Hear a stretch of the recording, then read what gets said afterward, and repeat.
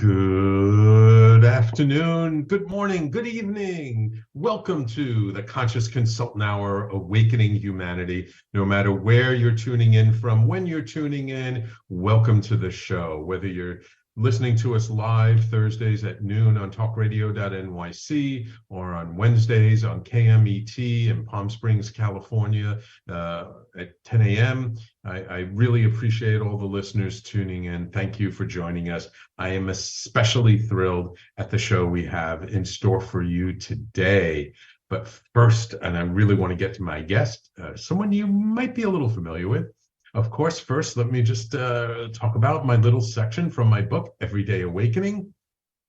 This week, the section is entitled, When We Envision Our Future Self, We Rise to the Vision. How do we rise up higher? How do we grow to become more than we are today? We face challenges every day. How do we overcome and get past them in a more conscious way? Perhaps it is by seeing our future selves, by imagining what will we be like in 10 or 15 years. Maybe if we can see ourselves and others as better than we are today, we can grow into that image faster. By looking into the future of our lives, maybe we can bring it into the present. How would we handle this situation if it were 15 years from now? Maybe just by asking the question, we begin to think differently about what is in front of us. By pointing our mind to our future self, we begin to create it today, not by ignoring where we are, not by thinking we are better than we are, but by leaning into the direction we are headed. By using our imagination to peer into the future, we can bring it into the present. Can it be that simple? That easy? Perhaps. We can only know for certain if we try. What are we struggling with today that our future self might be equipped to deal with? How would our future self approach this situation differently than we are today? It is an exercise in imagination. It is also an opportunity to play with life in a way that empowers us. We all believe that we will be better in the future than we are now. Let us use this belief to help us in our day-to-day life. What choices would our future self make differently? What dreams would our future self have? What priorities would our future self work on? What perspective would our future self have that could aid us today? It is all there for the asking. We may not get it exactly right, but who cares? At least we will be moving in a direction we might not have thought about otherwise. Let us use our future self to help us today. Why not? So this section of my book I wrote a while ago, probably now about, I would say a good 6-7 years ago. And the inspiration to this came from someone I was working with at the time, who was a facilitator. And he said how, like, when people would ask him, what's his facilitation style? He would say, I see people 5 minutes into the future. Meaning he sees them better than they are today, and he sees their potential, and he facilitates them from that perspective. And I really thought that was a really interesting way of looking at things. Because so often we're so grounded in the here and now, and my loyal listeners know I'm all about presence. Presence is extremely important. However, by projecting into the future of who we could be and where we could be and what we could be doing a day from now, a week from now, a month from now, a year from now, 10 years from now, 20 years from now, we actually can energetically connect to that image and bring some of that energy into the present moment. I think we all have this idea that we're going to be better tomorrow than we are today, that we're going to be wiser, we're going to be smarter, we're going to be better at whatever we do. So if we believe that's true, why not try to connect with what that would look like? And if we can connect to what that would look like, we can bring it into today. And then we can be better right here, right now. And then perhaps that'll exponentiate where we will end up in the future. So this is not about escaping where we are today. This is not about spiritual bypassing where we are. What it is about is connecting to that greater part of ourselves that has an intuitive understanding of where we're going and helping to bring that place into today so that we can move further along more quickly. And with the challenges that we face today in the world, in society, all around us, it to me kind of feels like we should be drawing upon all the resources we can to create a better world today. So that's the section of my book entitled, When We Envision Our Future Self, We Rise to the Vision. And of course, that's my book, Everyday Awakening, which is available at www.everydayawakeningbook.com. But if you're like me and you love to support small independent bookstores, you can always ask them to order it. We're in a major publisher, so any bookstore can actually order Everyday Awakening by Sam. So thank you so much. I hope you appreciated that little section. And yeah, this one is really a special one for me. I really like this one. So now it is my extreme pleasure to welcome to the show today bestselling author, fellow TEDx speaker, and pastologist, Reverend Dr. Terrlyn L. Avery, or as we affectionately call her here at Talk Radio NYC, Reverend Dr. TLC. She is a pastologist, which is an ordained minister and a licensed psychologist kind of squished together. Like I said, a TEDx speaker and author who invites people into transformation through the journey of sacred intelligence. Love that. Tapping into one's internal source in order to make intelligent choices that manifest the good of humanity. She helps leaders discover how their sphere of influence can change the status quo and dismantle racism.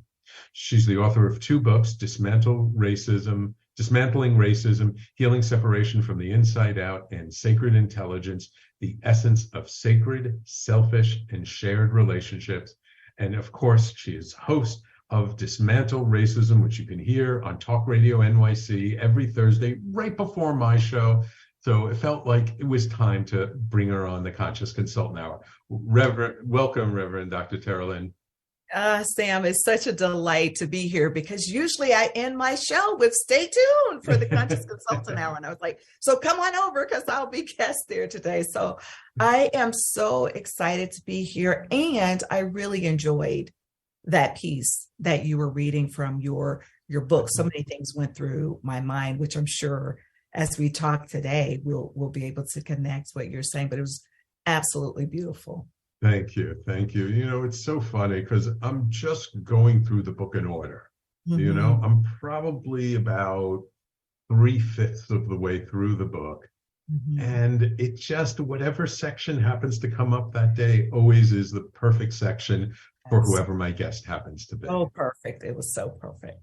Okay, so for my audience who might not be as familiar with you, I would love to start off before we go to our first commercial break with a little bit of your background. And I would just love to know why you decided to become a psychologist and a reverend. Like, what was it that sort of drew you to those professions, avocations, vocations? Mm-hmm. So for the psychology piece, it was more of, I've always loved helping people. And in high school, I can remember people would always come to me for advice. And I think I just had a passion and a love for people. So I got a degree in psychology. And then as I continued in college, I just became more and more involved with helping people. And as for the minister piece, God has a sense of humor. That's really what that was about. I did not want to do it, but I think, Sam, if we're in touch with who we are as spiritual beings, that message was planted there even in high school, because I ran for, I went to the school called Holly Springs High School. So I ran for Miss Holly High, and I had to do a talent. And a part of my talent was doing a piece from James Weldon Johnson, who had written 7 sermons. And I did one of those sermons, and someone walked up to me after I did it also at church and said, "When did you become ordained?" Now, I don't even know if I knew what that was at the moment, but it was, again, someone putting something in my spirit that was already there. And I think it speaks to, like you're saying, just who you are as an individual. So ultimately, those two things just merged, and my calling won out, for what I do. And so here I am today. Wonderful. And real quickly, where did you grow up? I grew up in Mississippi, a little town called Waterford, Mississippi, but I went to school in Holly Springs, Mississippi. So that also influences my work, that I do around dismantling racism. Just as a Black woman growing up in the South and growing up in this country, understanding how racism impacts me as a woman of African-American descent, I've always been passionate about advocacy as well. So all these things just kind of merge in there together. Wow, amazing. And this is one of the things I love about the network and my show is that, I'm a nice Jewish boy from the Bronx. I mean, we probably could have had 2 more different backgrounds than you can imagine, but yet I know we feel the same on quite a number of topics. Exactly. So it is a pleasure to have you come on the show. And we're going to be talking today about, and I love the subtitle of your book, so that's what I'm using for the show today, Healing Separation from the Inside Out, because this is something that I've been talking about since the beginning of the pandemic. I can remember the early days when we first started doing things virtually, and I started doing my show out of my apartment in Manhattan. And I just had this sense, this feeling that, like, we need to come together, right? I mean, this pandemic at the time, I was thinking, like, this is just the first of many global challenges. I don't know exactly what those global challenges are going to be, but I mean, you can take a guess. The environment's going to have a huge piece of that. But there are a lot of global challenges coming our way in the future years, and we need to come together, don't we, to be able to weather the storm, so to speak, in the best way possible. Well, and I would also say that we've already had a global pandemic, because I believe that racism actually is a pandemic. And that was one of the things that I talked about a lot in 2020. And many people of color said, listen, we've already been living through it. But there was an awakening. Yes, absolutely. Okay, we're going to take our first break. And when we come back, let's just talk about your books and what were the inspirations for Sacred Intelligence and Dismantling Racism, and why at this stage of your life did you decide to, like, really make this your life's work? Okay, Terrlyn? Okay. Awesome. So everybody, please stay tuned. You're listening to the Conscious Consultant Hour, Awakening Humanity. We do this every Thursday, 12 noon to 1 p.m. Eastern Time, right here on talkradio.nyc and all over the social media channels. And we will be right back in just a moment with our guest, Reverend Dr. TLC. Are you a business owner? Do you want to be a business owner? Do you work with business owners? Hi, I'm Stephen Fry, your small and medium-sized business, or SMB guy, and I'm the host of the new show, Always Friday. While I love to have fun on my show, we take those Friday feelings of freedom and clarity to discuss popular topics on the minds of SMBs today. Please join me and my various special guests on Friday at 11 a.m. on talkradio.nyc. Are you a conscious co-creator? Are you on a quest to raise your vibration and your consciousness? I'm Sam Leibowitz, your conscious consultant, and on my show, The Conscious Consultant Hour, Awakening Humanity, we will touch upon all these topics and more. Listen live at our new time on Thursdays at 12 noon Eastern Time. That's The Conscious Consultant Hour, Awakening Humanity, Thursdays, 12 noon on talkradio.nyc.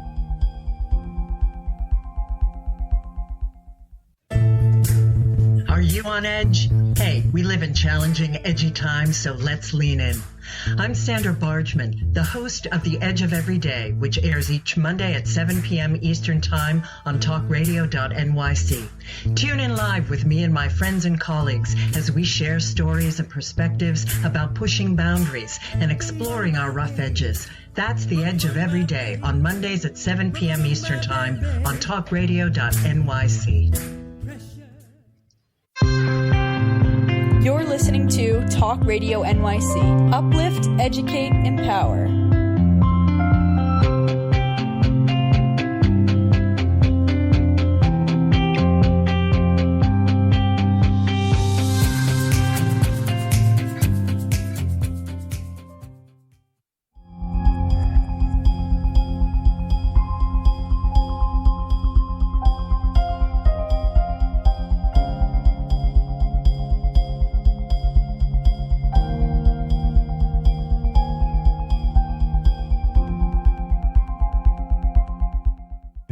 Welcome back to the Conscious Consultant Hour, Awakening Humanity. We're speaking this hour with Reverend Dr. Terrlyn Avery, fellow Talk Radio NYC host. So Terrlyn, Sacred Intelligence was your first book, correct? Yes. Sacred Intelligence, The Essence of Sacred, Selfish, and Shared Relationships was my first book. And, you know, it's interesting because you ask what helps us to write a book? Right. Well, we all have a lot of information inside of us. We all have a lot of content, and there are things that other people will sometimes recognize in us even before we're ready, right? So when you were talking earlier about really seeing who the person can become, I had people actually saying to me, Terrlyn, you should write a book. Now, some of these same people were talking about writing a book. Some of them have not written a book since then, but there was just at one time several people saying, Terrlyn, write a book. You have enough content. You're a pastor. The easiest thing for you to do is to take your sermons. Right. So both these books are based on sermons that I literally tweaked to make them, because my sermons when I preach are psychological as well as spiritual in nature because of who I am. Okay. So I was able to take the Sacred Intelligence book and then add to it prompts, because as a psychologist, a cognitive behaviorist, in fact, I believe people should do the work as well. People will read a book and go, oh, that was a good book. Right. And I'll say, well, did you do the work? So that was really what made me think about this idea of writing the first book. And it's based on, when we look at Sacred Intelligence, it's really based on merging spirituality and psychology together and being able to go within and tap into that place that's very sacred inside of all of us and tap into that thing that's going to help you make choices that are going to manifest your greatness and help other people to do the same thing. I've heard of, and this sounds different than that, but I've heard of like transpersonal psychology, right?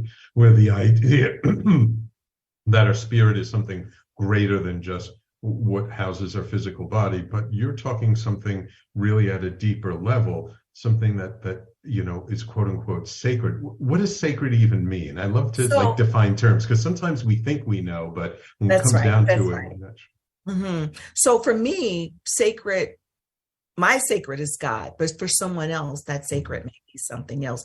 It is really about two things when I think of sacred intelligence. Mm-hmm. Understanding that we are all divinely created, Mm-hmm. and we are loved unconditionally. And when we Mm-hmm. operate from that sacred place of knowing that there's something housed in me that is so beautiful, so wonderful, so magnificent, I'm not separate from it. Right. I am that. Right. Right? Exactly. Like I am that holiness, that divineness. Because I think that most of us forget that. And then when we forget that we're bathed and we're washed in extreme love. So how can we share that with other people if we don't own it for ourselves? Right. So for me, is that sacred piece is just that like beautiful divine part of us that is just unconditional love. And so for some people, their sacred could be when I walk out and I am walking through the park and I see the beauty of the park, I'm grounded. I'm restored back to something greater than myself. Yeah. And sometimes when I hear people using the terms creator and created, it kind of, I always bristle a little bit at it, because to me, we are the creators. So we're not created. We're a piece of the creator. We are creators ourselves. And so I tend to think of things as that, like there is, as you were saying, like there is no difference. Right. And so here's what's interesting. So for me, I think it's a both and, right? I believe I came from something, right? Like that there was a being that created me, but then even that being that created me made me a part of that being. And so there's no separation from me and that being. Right. There's an I am, and then I am a part of that I am. So that's how I see it. For me, I'm the manifestation of that I am. And if I see myself as so integrally woven into that I am doesn't exist apart from me. Right. And I don't exist. So it's not actually really complicated. It's just like, we're just tight, right? Right. I think when people see that I amness as something else other than themselves, that's where we get into trouble. Yep. Absolutely. Because then we're diminishing ourselves, aren't we?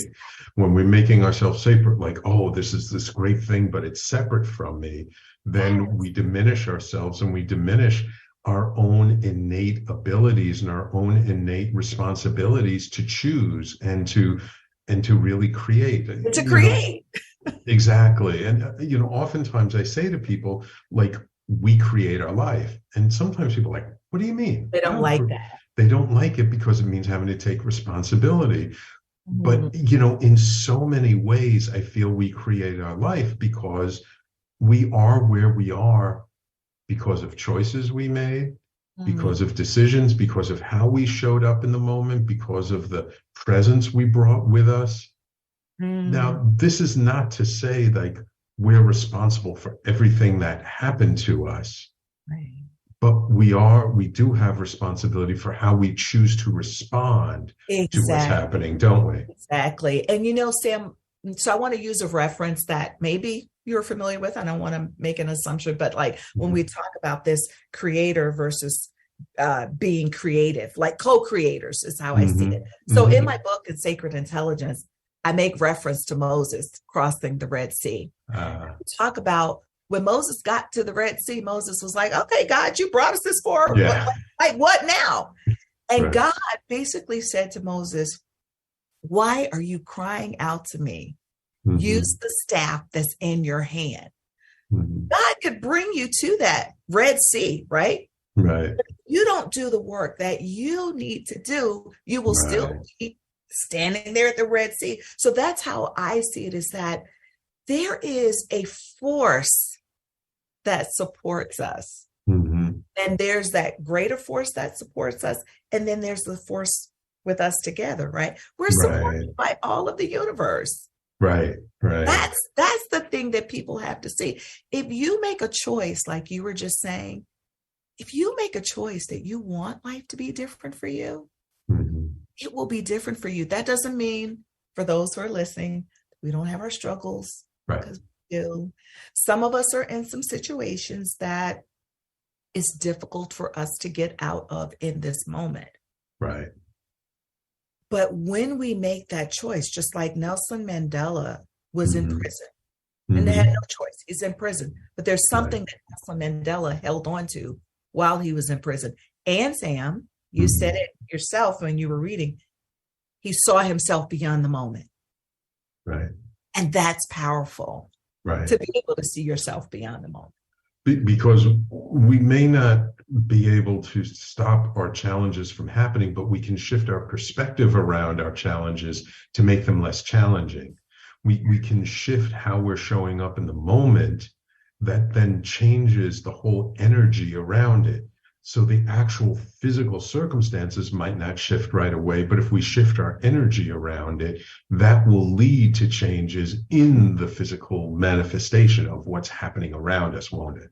Yes, absolutely it will. You have to be able to see it, envision it, shift that energy. And people have been surprised at what happens to them 5 years later, 10 years later, because they saw themselves in that situation. Look, there are people who've been imprisoned who's had life sentences. Something happened to change their circumstance. You have to be willing to avail yourself to spirit, to yourself, to trust in yourself, to think differently, to behave differently. Again, that's the tapping into the sacred intelligence piece to me, which is you and your divine wisdom. Right. Exactly. And in some ways, it again goes back to the section of my book today. Your future self, when we envision our future self, that's actually tapping into our sacred intelligence, isn't it? It's even though we're projecting and you know, our projection might not be 100% accurate or 100% as wonderful as it could be, but that's when we're utilizing our sacred intelligence, isn't it? It is. And Sam, you know, when you were reading, what I kept thinking about with, you know, when you were talking about projecting into the future self, is that we need to remember also that we're complex. We're more than one thing. And so you said to see that person in the next 5 minutes as their future self, don't just see yourself or other people just in the way they're behaving in this moment. We're complex. We're more than one thing. Right. Exactly. Okay, wonderful. All right. It's time for us to take our next break. And when we come back, let's now dive into your second book, Dismantling Racism, and your show, Dismantle Racism. And let's talk about why this is such a passion for you today and what it's really all about. Because sometimes I feel like people have a misperception when we talk about this and they think it's something it's not necessarily. Okay? Okay. Wonderful. So everyone, please stay tuned. You're listening to the Conscious Consultant Hour, Awakening Humanity. My guest this hour is Reverend Dr. Terrlyn Avery, and we'll be right back in just a moment. Are you passionate about the conversation around racism? Hi, I'm Reverend Dr. TLC, host of the Dismantle Racism Show, which airs every Thursday at 11 a.m. Eastern on talkradio.nyc. Join me and my amazing guests as we discuss ways to uncover, dismantle, and eradicate racism. That's Thursdays at 11 o'clock a.m. on talkradio.nyc. In a post-COVID world, you may have many unanswered questions regarding your health.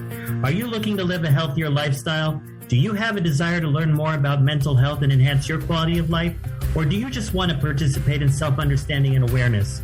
I'm Frank R. Harrison, host of Frank About Health, and each Thursday, I will tackle these questions and work to enlighten you.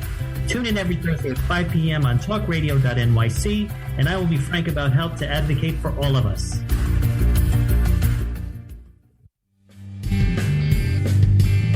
Hey everybody, it's Tommy D, the nonprofit sector connector, coming at you from my attic. Each week here on talkradio.nyc, I host the program Philanthropy in Focus.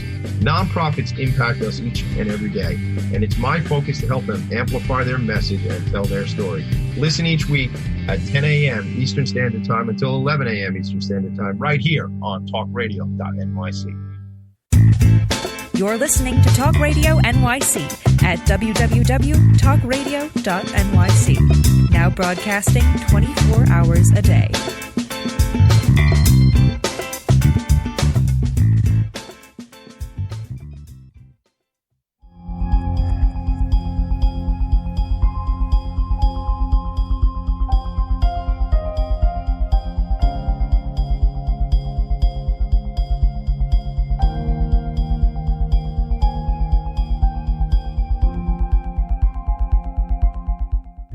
Welcome back to the Conscious Consultant Hour, Awakening Humanity.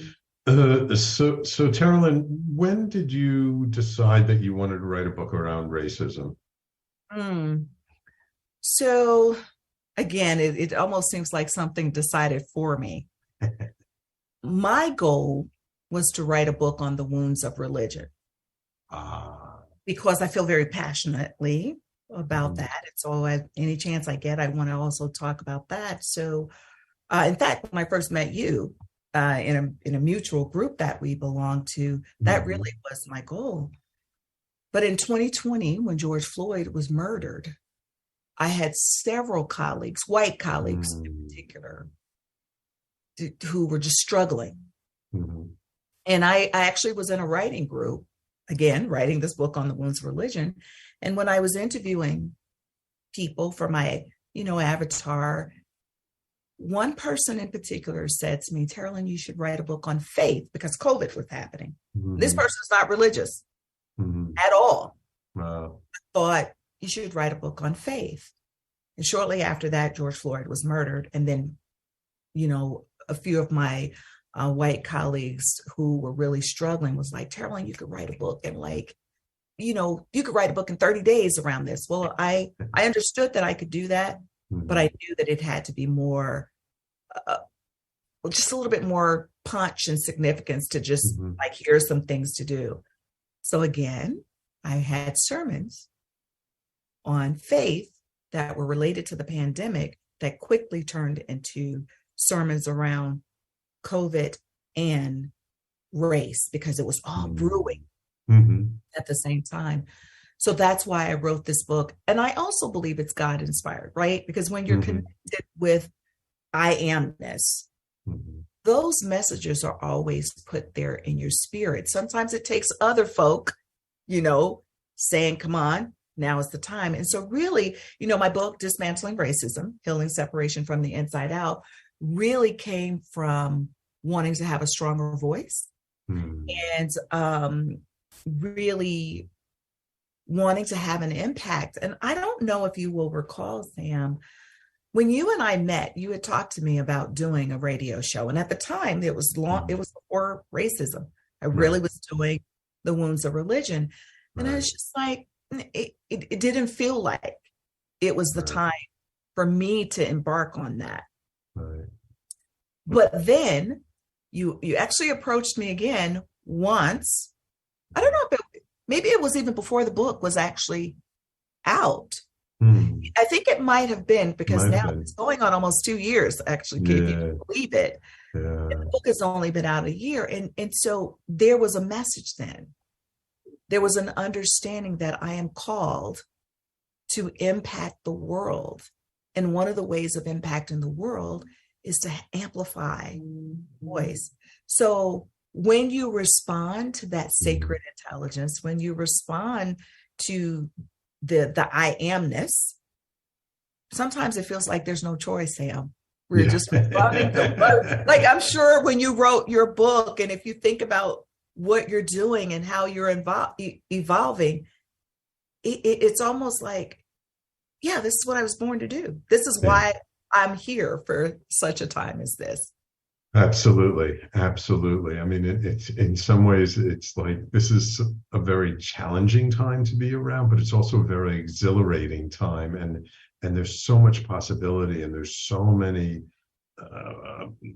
opportunities right now that it's hard to imagine not being alive at this time. Oh my goodness. I just want to, I know you want to ask me, but I want to just share this, Sam, because there's another example that I use in this book, and it's from Esther. You know how Esther saved the Jews. Yes. And so I talk about that story. As a matter of fact, I talk about Abraham in this story in my book too. But I talk about Esther being born for such a time as this, because that's what her cousin Mordecai said to her. But who knows that you might have been born for such a time as this. And if you don't do what you're supposed to do, God will bring a deliverance from somebody else. So in my book, I talk about we're all born for such a time as this. We're in the right skin. We're at the right gender or sexuality or the right socioeconomic status. Wherever we are in life, we're born to do the work that we are called to do in this moment in time. Absolutely. Absolutely. You know, I love to dispel myths, and I'm just wondering, what do you feel today are the biggest myths around this idea of dismantling racism? And when we talk about racism, what do you think, like, people think about when they hear that versus what it's really about?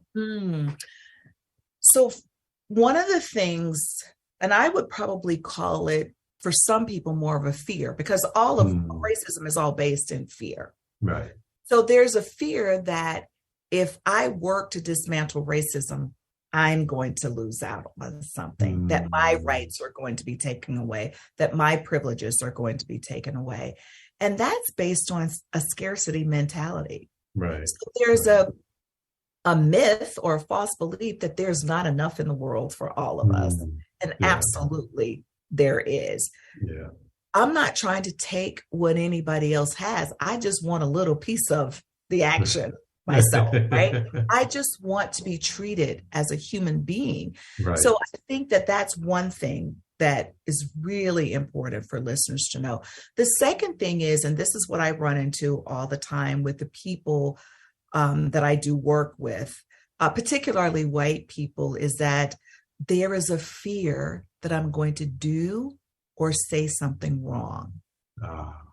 And I will say, you absolutely will. Yeah, it's hard not to. Have to do the work, because you can't let fear stop you. The only way you learn is to reach out together, and let's work together. And then the other thing is, some people think it's really impossible to dismantle racism, and they'll say it's too overwhelming when you say that. So I always say to people, start where you are, use what you have, and do what you can, like author Ash says. You have to have a show called Dismantling Racism.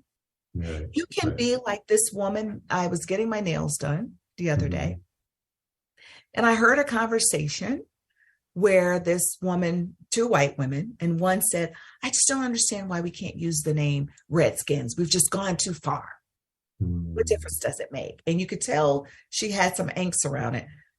Sam, you know, I do this work all the time, but like when I go get my nails done, I just really don't want to get the conversation, but they're talking loud enough for me to hear. And I loved what her friend said to her. She said, okay, what would you think if the name of the team was called the N-word? Would you be okay with that? So of course my stomach is churning because I'm trying to figure out where this conversation is going. So she paused a long time, longer than I thought she needed to. But then ultimately she said, no, she wouldn't want it to be called that. And she said, well, it's the same thing. We've just been conditioned to think that Redskins is okay. And so they had a long conversation where she's talking about the history of racism in this country. Does that woman have a show called Dismantle Racism? No, she doesn't. But she was doing her part. And that's all I'm talking about. We're really talking about raising our humanity, our shared humanity, and raising our divinity and our understanding that we are all spiritual beings. We're not talking about going out here protesting in the streets and doing all of that, but we are talking about getting rid of white supremacy, seeing whiteness as the gold standards. We're talking about being able to embrace all cultures. Right. And, you know, for me, coming from the Bronx, I mean, I grew up in a very multicultural environment. I mean, I remember my high school, we had every color, every race, every group, and everyone got along. And it's like being a child of the 70s and remembering the civil rights movement at the time. To me, it's just amazes me that we still need to have this conversation. But it also amazes me, like, we don't have a base on the moon yet. And, you know, like, there were so many promises. There was so much possibility then that just ended up not manifesting. And to those people, you know, I had thought of something when you were talking about people when they think like, oh, dismantling racism, that's too huge. I always think of this video I saw on Facebook that I'll never forget, of this Black gentleman down in the South who ended up befriending people in the Ku Klux Klan. Yes. And what happened is Daryl Davis. Is it Daryl Davis? I talk about him all the time. Yeah. And just when people got to know him and see him as just a human being, as a person, just like they were, that they couldn't stay part of the Ku Klux Klan because they couldn't reconcile that this guy was such a good guy and part of it. And that's all he did, is he just made friends. And it's like, that's what we need to do. Like, it doesn't have to be a big thing. We just have to open our hearts. That's right. I love that you're saying that. I always use him because, you know, his story is one of where he just started talking to a white man who came to hear his music. And if you could like my music, there are other parts of me that you could like as well. And really, Sam, our hatred of each other comes from just not understanding one another, fearing what we don't know, believing what the world has told us. Look, we both come from cultures where we've been extremely oppressed because people have false information. Yes. Right. Yes. And there's propaganda out there. You know, it's really interesting. I remember being at the Holocaust Museum. And I remember reading how this propaganda was stirred up against the Jews by Hitler. And I remember thinking, oh, this is crazy. Who would ever believe this? Right. It was unfathomable to me that like people would just, but then I thought about what was going on for us in terms of just what we've lived through. But then what happened in 2016, when I started seeing all that stuff happening, I said, oh my goodness, that's what happened. That's what happened to the Jews. Like, people believed one person, and because of our own fears. Right. You get one person who taps into your fear, they'll make you believe anything in the world. And so we have to turn it around and make them believe in love, make them believe in our shared humanity, and make them believe in the potential, like you said, 5 years from now, 5 minutes from now. Right. That's what we have to do. Right. Exactly. It's you know, when somebody wants to manipulate people, they can tap into and make any person an scapegoat, whether it's a Jew, a Black, a Chinese. Like, my wife's Chinese. We saw how much anti-Asian hate there was after COVID got started. And it's like, you know, look, these people right in front of you, they're not the ones responsible for this. But it's like that we can always find a way to make someone else less than. You know, we can always look at the differences, but if we turn that around and look at what we have in common, because we all have something in common in one way or another. And that's the thing. It's always, what do we choose to focus on, right? It's like, if we're either focusing on how we're in this together, or we're focusing in on how it's not my fault, it's someone else's fault, and then we're being a victim. But it's always our choice, and we have the power to change. We have the power to make a different choice. It's up to us. Exactly. Awesome. Okay. So I can't believe we're already coming up to our last break of the show. So when we come back, I just want to talk a little bit more about sort of healing that separation and the importance within each of us of healing that separation, and why it hurts us when we separate ourselves from another people for whatever reason. and how we can help ourselves, how helping heal that separation helps ourselves as well. Okay. All right. Wonderful. So everyone, please stay tuned. You're listening to the Conscious Consultant Hour, Awakening Humanity, and we'll be right back with Reverend Dr. Terrlyn Avery in just a moment. Hey everybody, it's Tommy D, the nonprofit sector connector, coming at you from my attic. Each week here on talkradio.nyc, I host a program, Philanthropy in Focus. Nonprofits impact us each and every day, and it's my focus to help them amplify their message and tell their story. Listen each week at 10 a.m. Eastern Standard Time until 11 a.m. Eastern Standard Time, right here on talkradio.nyc. In a post-COVID world, you may have many unanswered questions regarding your health. Are you looking to live a healthier lifestyle? Do you have a desire to learn more about mental health and enhance your quality of life? Or do you just want to participate in self-understanding and awareness? I'm Frank R. Harrison, host of Frank About Health, and each Thursday, I will tackle these questions and work to enlighten you. Tune in every Thursday at 5 p.m. on talkradio.nyc, and I will be frank about health to advocate for all of us. Are you a conscious co-creator? Are you on a quest to raise your vibration and your consciousness? I'm Sam Leibowitz, your conscious consultant, and on my show, The Conscious Consultant Hour, Awakening Humanity, we will touch upon all these topics and more. Listen live at our new time on Thursdays at 12 noon Eastern Time. That's The Conscious Consultant Hour, Awakening Humanity, Thursdays 12 noon on talkradio.nyc. You're listening to Talk Radio NYC at www.talkradio.nyc. Now broadcasting 24 hours a day.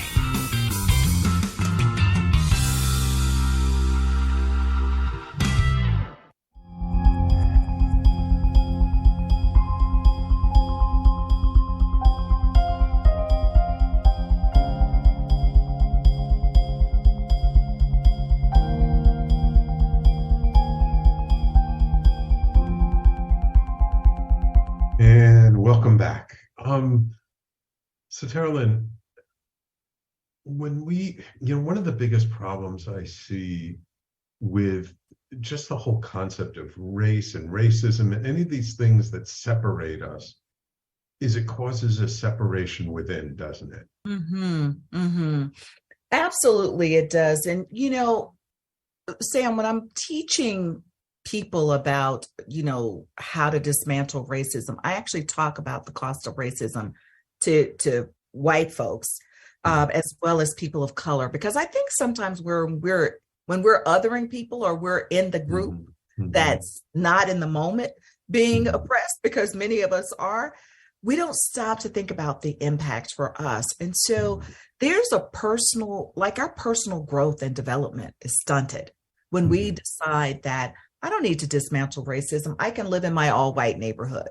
I love that you always talk about the Bronx. Yeah. And I love when I went to New York, how multicultural New York is. It doesn't mean that racism, because plenty of it exists there, but sure. I love being able to walk down the street and hear people talking in different languages, or to try different foods, or the opportunity to date someone differently if I wanted to. When we live in homogenous societies, then we are missing out on this full spectrum of things that we could become. Again, when you were talking about who you're going to be 5 minutes from now, it opens up expansion and potential. So we lose out spiritually, and we lose out emotionally, psychologically, and socially when we choose to not be involved in dismantling racism. Our professional opportunities are squandered because we're only looking for people in certain places who look, in particular ways. Sometimes, particularly when we talk about the spiritual piece, we can engage in the fear that I talked about a little bit earlier. And that's difficult, because think about what it must be like every time you roll up on somebody who's Black or Chinese or Latin or whatever the ethnicity, the racial identification is. Think about what that must be like if you have to fear them. Yeah. And to think about what it's like for me to think that folks fear me. So racism impacts us from a deeper level. Sometimes it creates a false sense of security in people. I can imagine, and you and I have just talked about this as it relates to even particularly when COVID was first present in the US, and the ways in which people treated folks who were of Asian descent, particularly Chinese folks. Think about what that does to the spirit, to know that people, think that there's something wrong, you're carrying something. Yeah. But what does that do to your own psyche, right?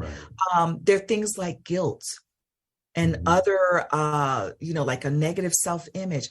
All of that impacts the soul, it impacts the spirit. And the other thing is, and this is actually really critical, and it doesn't have to do with the spirit per se, but it has to do with what it costs us economically.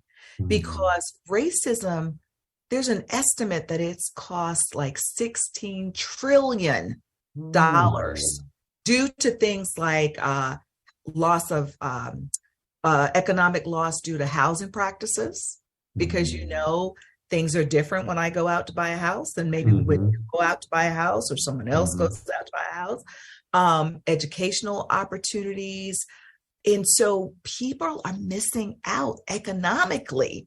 That's why everyone needs to work on dismantling racism, because it's hurting all of us. I remember hearing someone talk who was a diversity and inclusion consultant, and they were saying how when a business doesn't have a diverse group of people working on bringing a new product to market, that there are whole segments of the marketplace that are turned off by the product because nothing of the marketing kind of speaks to them, and it's a huge loss. And now they're not thriving as much as they could. But when we have an inclusive, and this isn't just about race, it could be about sexual orientation, religion, just take any characteristic of being a human being. That's right. And by focusing on the difference, I mean, to me, again, growing up in New York City, variety is the spice of life to me.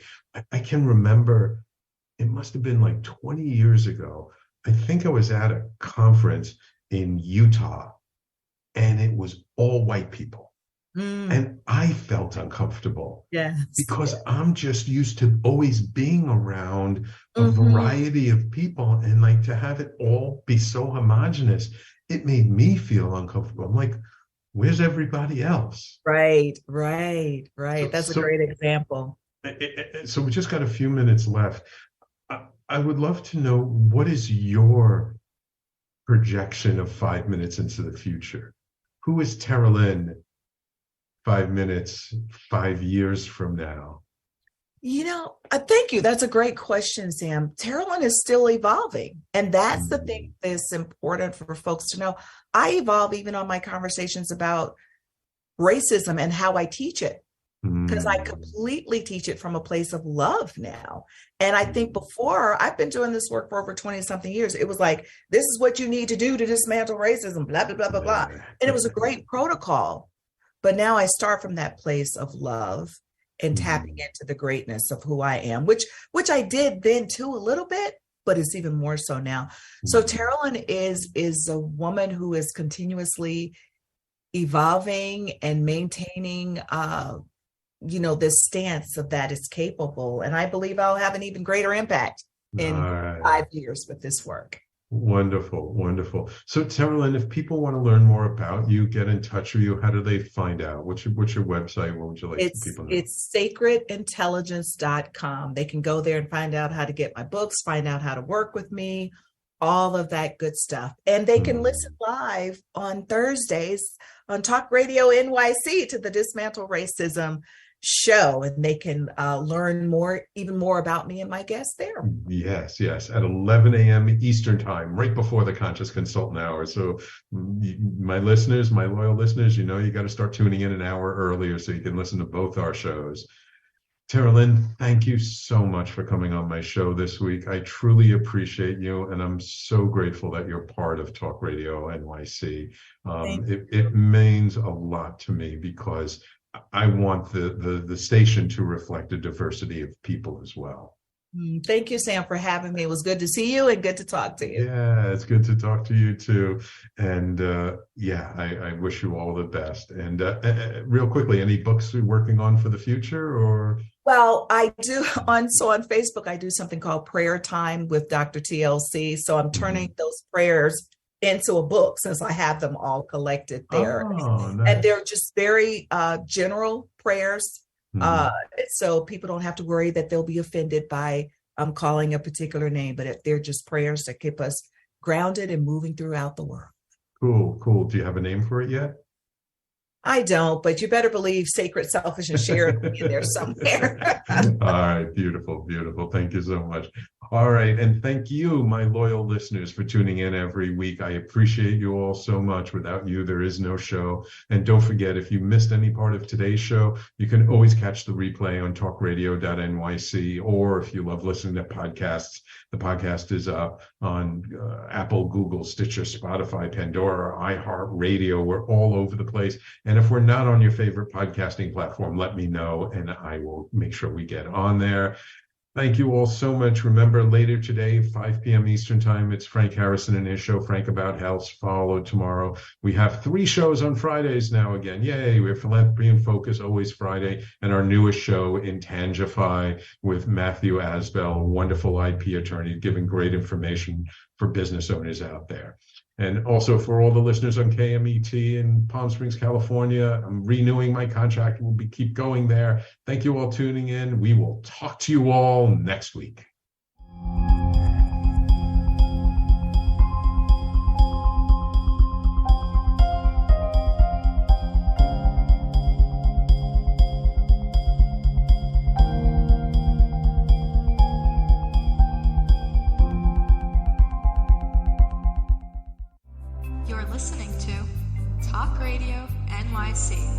Uplift, educate, empower.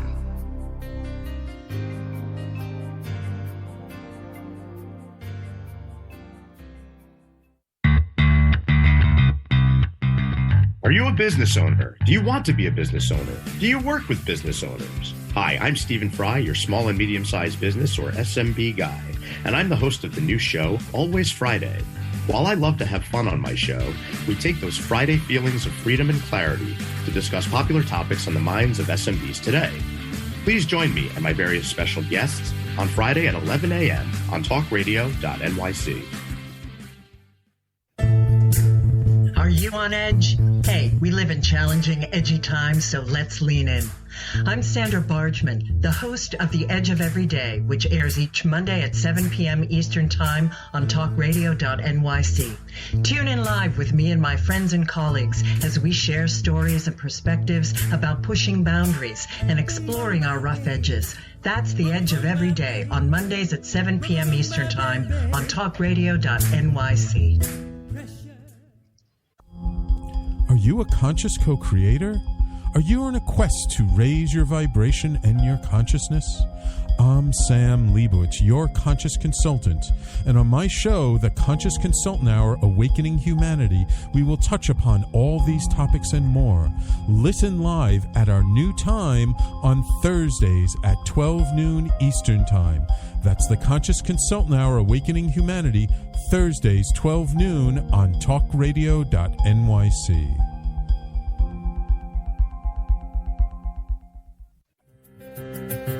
In a post-COVID world, you may have many unanswered questions regarding your health. Are you looking to live a healthier lifestyle? Do you have a desire to learn more about mental health and enhance your quality of life? Or do you just want to participate in self-understanding and awareness? I'm Frank R. Harrison, host of Frank About Health, and each Thursday, I will tackle these questions and work to enlighten you. Tune in every Thursday at 5 p.m. on talkradio.nyc, and I will be Frank About Health to advocate for all of us. Passionate about the conversation around racism? Hi, I'm Reverend Dr. TLC, host of the Dismantle Racism Show, which airs every Thursday at 11 a.m. Eastern on talkradio.nyc. Join me and my amazing guests as we discuss ways to uncover, dismantle, and eradicate racism. That's Thursdays at 11 o'clock a.m. on talkradio.nyc. You're listening listening to Talk Radio NYC. Uplift, educate, empower.